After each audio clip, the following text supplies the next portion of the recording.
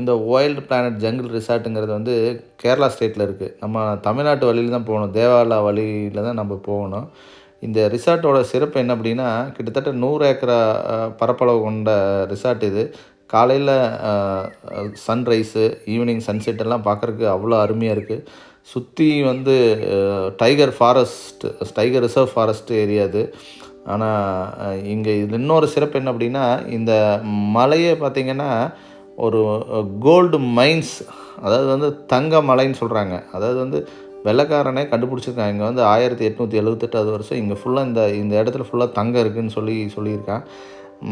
நாங்கள் என்ஜாய் பண்ண போட்டிங்கு எல்லாம் என்ஜாய் பண்ணிவிட்டு நான் நெக்ஸ்ட்டு உங்களுக்கு அந்த இதே காட்டுறேன். அந்த தங்கத்தோட கல் இங்கே கிடைக்கிற மைன்ஸ் காட்டுறேன்.